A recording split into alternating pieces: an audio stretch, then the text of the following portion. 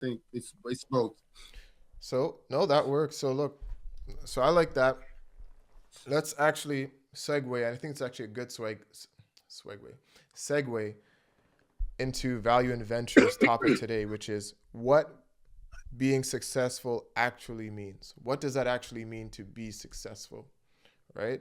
So the opening question I have for you, Dad, is when you were my age, how did you define success, right?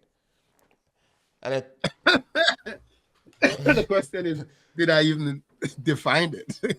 that's a good, I yeah. don't want to go back. Yeah, yeah. And like, what were you thinking that were like, man, if I did this, this is what I want. This is where, you know.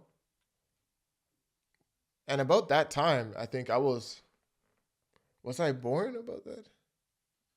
Yeah, it's Yeah, probably about a couple of years. you're five. You're Yeah, five. yeah. So, what were you thinking at that point about success? I could tell you what I believed it to Okay, be. yeah, you tell me.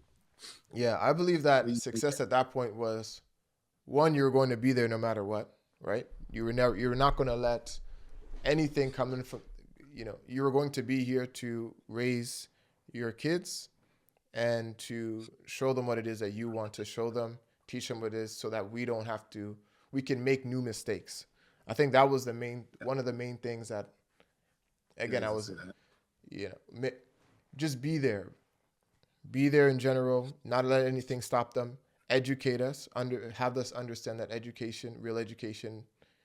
I think you just realize some of the tribulations and what the world can be in certain situations. And I think, like any good father would, you want to be able to take on the brunt of those things. And so, if you were able to do that, I think that was part of what I think success would have looked like, what you thought success would look like at that time. yeah, yeah. So that's yeah. Okay, I think yeah, right, Tell right. me if I'm wrong, Because though. once no, no, you're not wrong. Because once I had like kids or children, because people were not North America, were not in North America. So what kids? I never see that on TV. But one of my goals, like, but then again, you have several different types of goals that you're trying to achieve. But at the time, my goals were it was very simple. It's to try to make sure that my kids are not brainwashed.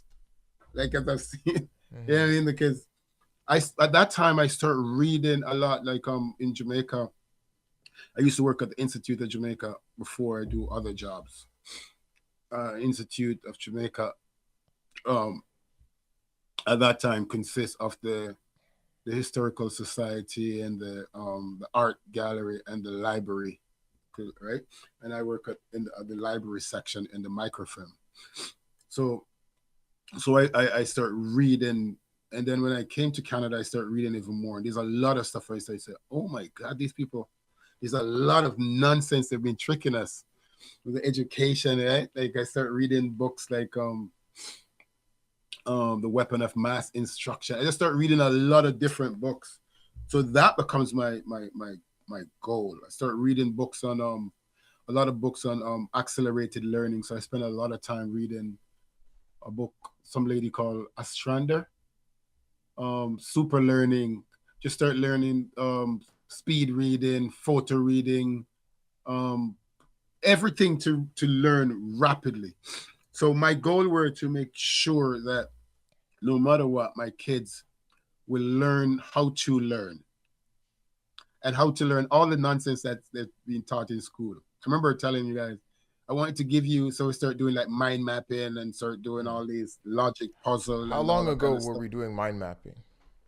5 years ago, when it became cool, or Oh man, like two, long time.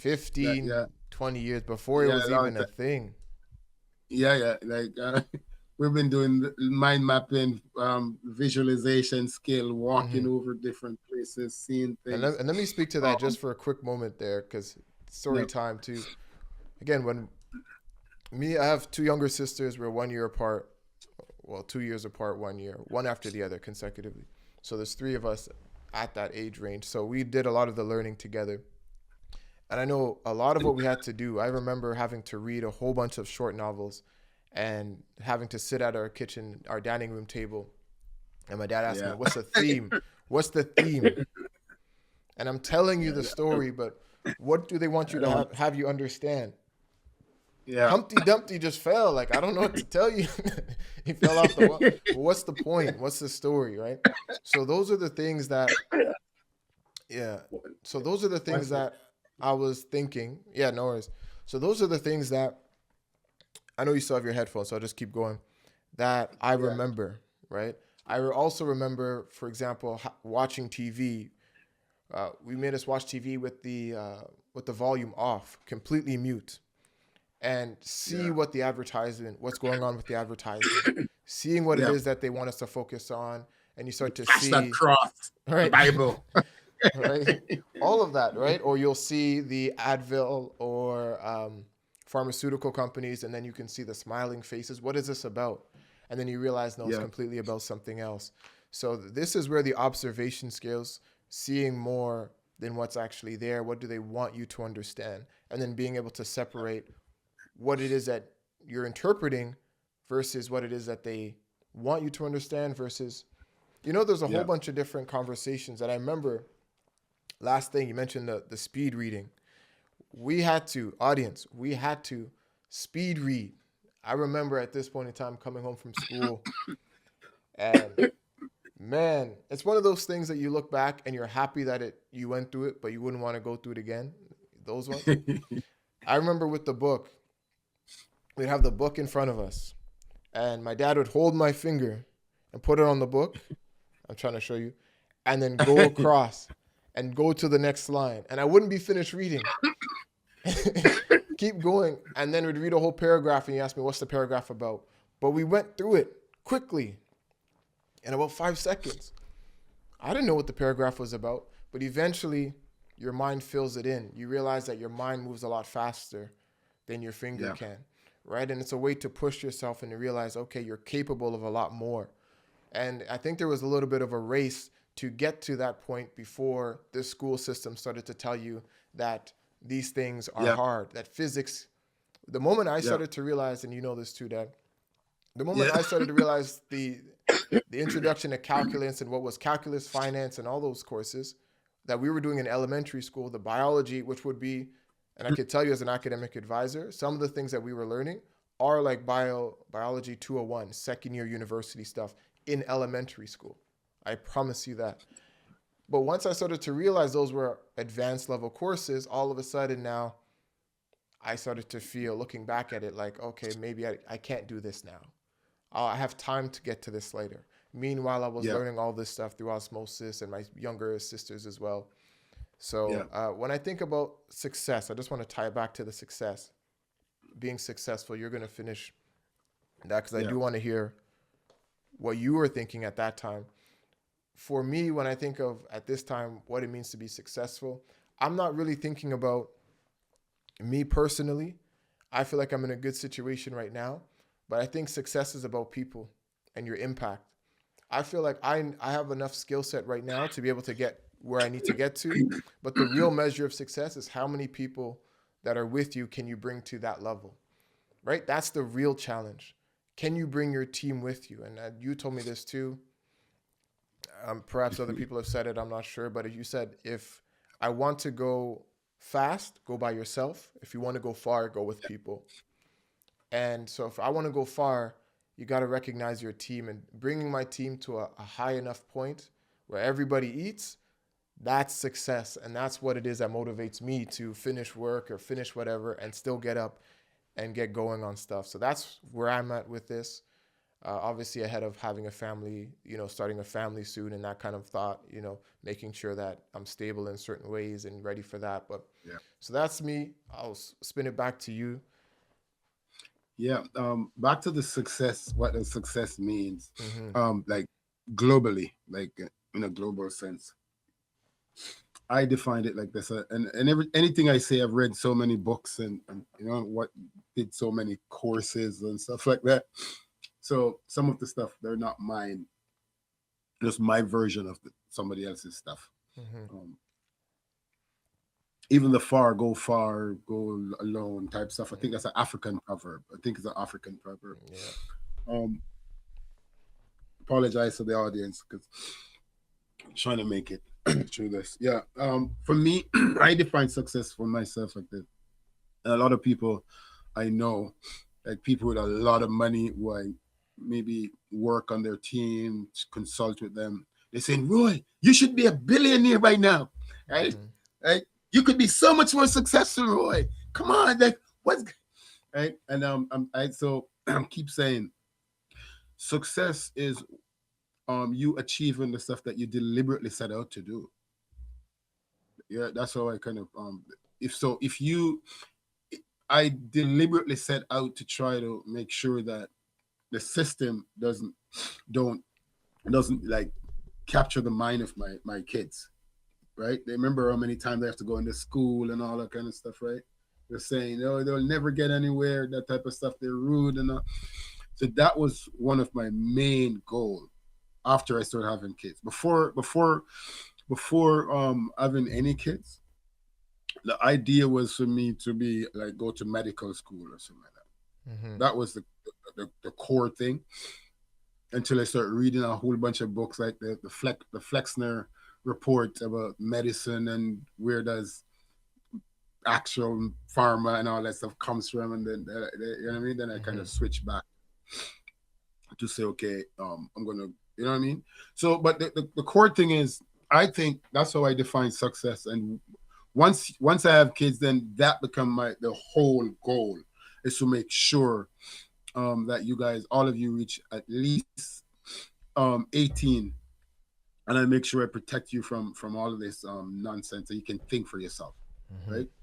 Like like that was the core idea. So I try to introduce a lot of stuff, as you clearly say, through osmosis, um, just to show you that. Oh, and I will never say, "Yo, you're so smart," right? I would say, "Yo, you put the work in." Right? You put the Yeah, work in. I know. Yeah, looking back at it, I Yeah, noticed that that was never something. ever say, "Yo, you guys are so smart. You're a G." Never ever. No, doesn't matter what mark you get or what you do. I'll say, "Well, you put the work in," kind of to make sure that you know. Because at some point, if I start saying you're so smart, you're gonna be in a position where you're not the smartest person. You're not even one of them. Then you're gonna all of a sudden you think that you're less than, not knowing that you just didn't put the work in yet.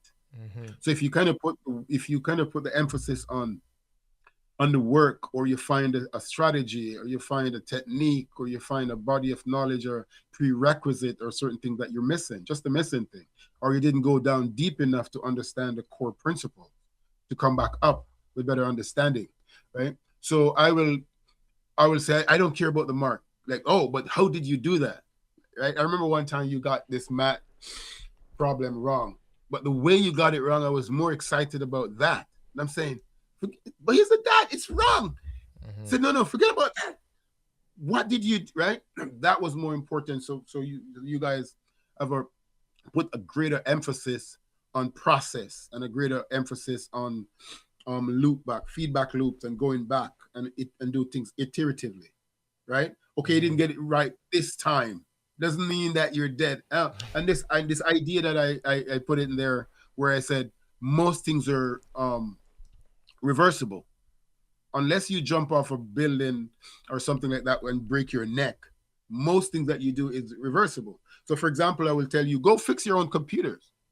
Mm-hmm. You can't break it. If you break it, I'll fix it. Right? Do not be afraid. You know what I mean? So Mm-hmm. that was the core goal, is to make sure that all of you get to 17 or something like that, and nobody can touch your brain, and you can think, and you don't succumb to people because they have a lot of PhD hanging on a wall. Because I've spoken to a lot of PhD that don't really know what they're talking about, and I've spoken to a lot of PhD. No, Yeah, no, but I've talking to a it's lot of true. PhD that do Yeah, know, but do know what they're talking about. right. So it's not, you know what I mean? It's like, yeah. So it's not don't do it. I'm just saying, but That's not the. It's that not was the what's goal. indicative of. Yeah. No. Yeah, And so, would you exactly. say you That was succeeded? That's the last question as we wrap this part up. well, So yes, far, or I have look you feel like you've succeeded altogether? yeah, because I don't have to do. I can okay. I can teach you, but I can't learn for you. Guy. Right. You Right. can. There's a point. Once I do everything that I think I can do, right? Then you have to say, okay, you've done yes. So yeah, the answer is yes. 'Cause, but I don't take credit for what you're doing 100%. This was not just me. It's actually your mother and I. We sat down and we planned these things out. That was a good thing, right? Mhm. We actually planned these things out. Um, and then yeah, so if I look at Shante, Kayla, Chad, Sasha, all of you, I think Can, I think your mother and I um, succeeded in what we set out to do, You forgot me, right? by the way. Um, But anyways, moving on to the next. that's when glad to glad to know where I stand